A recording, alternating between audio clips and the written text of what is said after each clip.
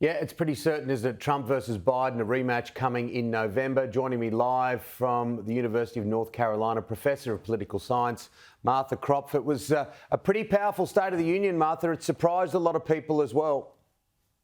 Oh, I think there was a lot of concern about Biden's age, and for some reason, very little concern about Trump's age.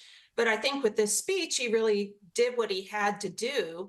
He was certainly a lot more energetic. I would say a pitch or two or a notch or two higher volume in his voice, and also was willing to share some interchange with Republicans on the floor.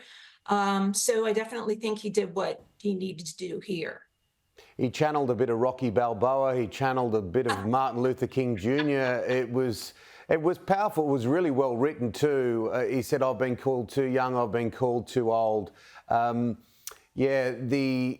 going to be interesting to see what reverberates out of that. Meanwhile, Donald Trump was trying to react on social media, and he had trouble with his connection, so that wasn't getting through.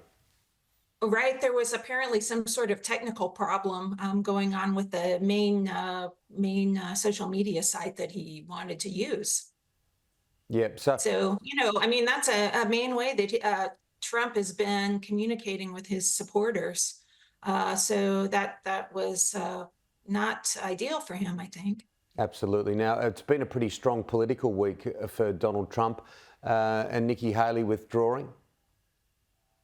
Yeah, well, what's interesting about the Nikki Haley withdrawal is also that right after that, Mitch McConnell endorsed Trump. Uh, there were many observers who thought that Nikki Haley might actually stick it out until the end because former President Trump has so many legal issues. And maybe at the convention it would come back to her. But I think that she it just saw the writing on the wall. Trump has a lot of popularity here, particularly among primary voters who tend to be a pretty small subset. But if you look across the Republican sort of establishment, they seem to have decided that Trump is going to be their candidate. So I think Haley just didn't have much of a choice. And he had a win in the Supreme Court, Donald Trump. He did. It looks like they're going to be moving back the some of the proceedings, and so he wouldn't actually get if he was going to be convicted. So there are a number of cases. I'm sure you all can't keep track of all of the cases that are there against Donald Trump. I can assure you that we Americans also can't seem to keep track of all of those proceedings against him. But this one in particular, it's going to be pushed back, so he wouldn't be convicted until after the election.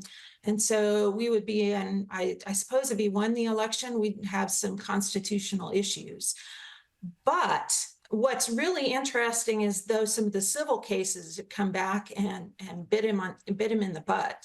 And he owes something close to $500 million in penalties.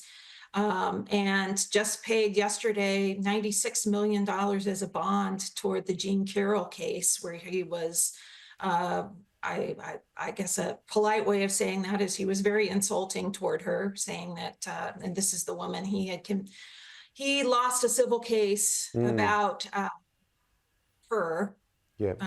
apparently. So he has a large number of legal fees. And so the real question is, does he have that money or does he not have that money? Is it going to come from the Republican establishment? And could it possibly hurt some of the Republican candidates on down the ballot if the Republican Party has to prop him up in any way?